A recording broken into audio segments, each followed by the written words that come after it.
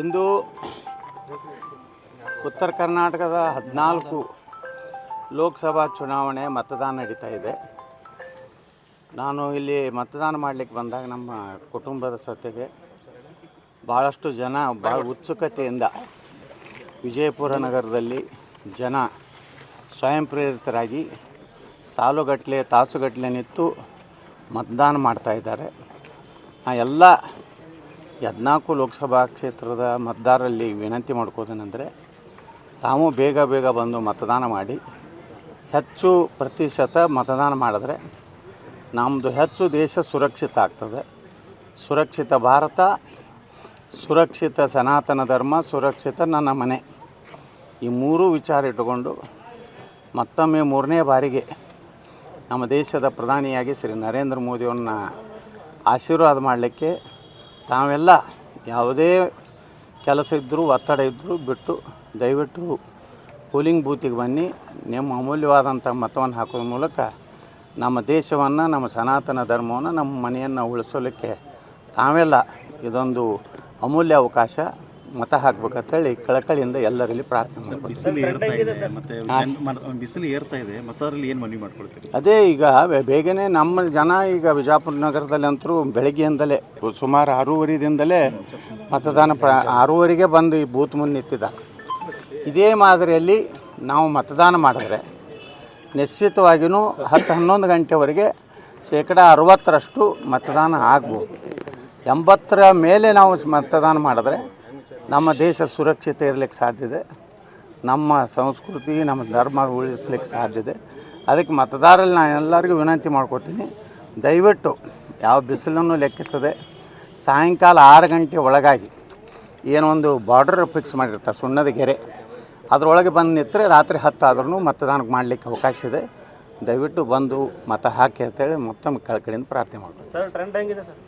Trend ಅಂತರೂ 14 ಲೋಕಸಭೆಯಲ್ಲಿ ನಾನು ಸುಮಾರು 13 ಲೋಕಸಭೆಗಳನ್ನು ಅಡ್ಡಾಡಿದ್ದೀನಿ. ಬಹುಶಃ ರಾಜ್ಯದ BJPಯಲ್ಲೇ ಸುಮಾರು 70ಕ್ಕಿಂತ ಹೆಚ್ಚು ಚುನಾವಣಾ ಪ್ರಚಾರ ಭಾಷಣ ಮಾಡಿದ್ದೇನೆ.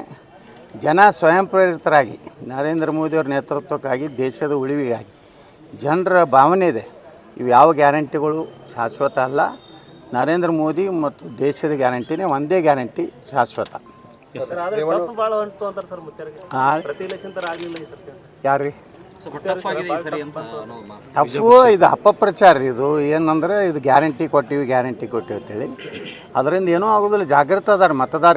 ಲೋಕಸಭೆಗೆ ಯಾರಿಗೆ ಹಾಕಬೇಕು, ವಿಧಾನಸಭೆಗೆ ಯಾರು ಹಾಕಬೇಕು, ಯಾವ ಪಕ್ಷಕ್ಕೆ ಹಾಕಿದ್ರೆ ದೇಶ ಸುಭದ್ರ ಇರ್ತೈತಿ, ನಮ್ಮ ಧರ್ಮ ಸಂಸ್ಕೃತಿ ಉಳಿತೈತೆ ಅನ್ನೋದು ಜನರಿಗೆ ಗೊತ್ತಿದೆ. ಆ ಕಾರಣದಿಂದ ಇವತ್ತು ಜನರು ಭಾಳ ಗುಪ್ತವಾಗಿ ಮತದಾನ ಮಾಡ್ತಾ ಇದ್ದಾರೆ. ರೇವಣ್ಣವರು ಅರೆಸ್ಟ್ ಆಗಿದ್ದಾರೆ. ಈ ಎಲ್ಲ ಇದ್ರದ್ದು ಇಫೆಕ್ಟಿನ ಮತದಾನ ಮೇಲೆ ಆಗುತ್ತೆ ನೋಡಿ. ಇದನ್ನು ಮಾಡಿದವರು ಯಾರು ಅನ್ನೋದು ಸ್ಪಷ್ಟವಾಗಿ ನಿನ್ನೆ ದೇವರಾಜೇಗೌಡರು ಹೇಳಿದ್ದಾರೆ. ಅವರೆಲ್ಲ ಇದನ್ನು ಆಡಿಯೋನು ಬಿಡುಗಡೆ ಮಾಡಿದ್ದಾರೆ. ಇದನ್ನು CBI ಕೊಡಬೇಕು. ಇಲ್ಲಿ SIT ಸಂಪೂರ್ಣವಾಗಿ DK ಶಿವಕುಮಾರ್ ಏಜೆಂಟ್ರಂಗೆ ಕೆಲಸ ಮಾಡ್ಲಕ್ಕತ್ತದೆ. ಇದರಿಂದ ಅದಕ್ಕೆ ನ್ಯಾಯ ಸಿಗುವುದಿಲ್ಲ. SIT ಒಳಗಿರೋ ಅಧಿಕಾರಿಗಳೆಲ್ಲ ರಾಜ್ಯದವರು. ಅವರೆಲ್ಲ ಏನು DK ಶಿವಕುಮಾರ್ ಒಂದು ಕಂಟ್ರೋಲ್ದಾಗಿರೋದ್ರಿಂದ ಮತ್ತು ನೇರವಾಗಿಯೇ ಹೇಳ್ತಾರೆ DK ಶಿವಕುಮಾರ್ ಹೆಸರಲ್ಲಿ ತೆಗಿಬೇಕಂತ ಹೇಳಿದ ಮ್ಯಾಗೆ ಇದು ನಿಶ್ಚಿತವಾಗಿಯೂ ಈ SITದಿಂದ ನಮಗೆ ನ್ಯಾಯ ಸಿಗ್ಲಿಕ್ಕೆ ಸಾಧ್ಯ ಇಲ್ಲ. ಇದು CBIನೇ ಒಂದೇ ಪರಿಹಾರ. ಅದು ಕೊಡುವುದಿಲ್ಲ ಅಂದರೆ ಅರ್ಥ ಇದನ್ನೇ ಇವರೇ ಮಾಡಿಸಿದ್ದಂಥದ್ದು. ನಾನು ಮೊದಲೇ ಹೇಳಿದ್ದೆ, ಈ ಫ್ಯಾಕ್ಟ್ರಿನೇ ಈಗ ಒಂದು ಓಪನ್ ಆಗಿದೆ, ಇನ್ನೊಂದು ಓಪನ್ ಕೆಲವೊಂದು ದಿವಸನಾಗ ಆಗ್ತದೆ. ಚುನಾವಣೆ ಮೇಲೆ ಪರಿಣಾಮ ಸರ್ ಇದು? ಚುನಾವಣೆ ಮೇಲೆ ಪರಿಣಾಮ ಸರ್ ಅಂದರೆ ನೋಡಿರಿ, ಇದು BJP 14 ನಮ್ಮ ಲೋಕಸಭೆ BJP ಅದಾವು. ಅಲ್ಲೇನು JDSನವ್ರು ಯಾವೂ ಇಲ್ಲ. ನಮ್ಮ ಮೇಲೆ ಏನು ಪರಿಣಾಮ ಆಗೋ ಪ್ರಶ್ನೆ ಇಲ್ಲ. ಯಾಕಂದರೆ 2019ರಾಗ ಕಾಂಗ್ರೆಸ್ BJPಯವ್ರು ಇದು ಕಾಂಗ್ರೆಸ್ಸು JDSನವ್ರು ಕೂಡಿ ಮಾಡಿದಂಥವ್ರು ಅವ್ರು ಅದಾರ. ಅವರು ಏನು ಇವತ್ತು ಮೊನ್ನೆ 24 ತಾಸಿನಾಗ ಆಗಿದ್ದಲ್ಲ, ಅದು 2019ರಿಂದ ಏನಾಗಿದೆ ಅದಕ್ಕೆಲ್ಲ ಕಾಂಗ್ರೆಸ್ಸೇ ಜವಾಬ್ದಾರಿ.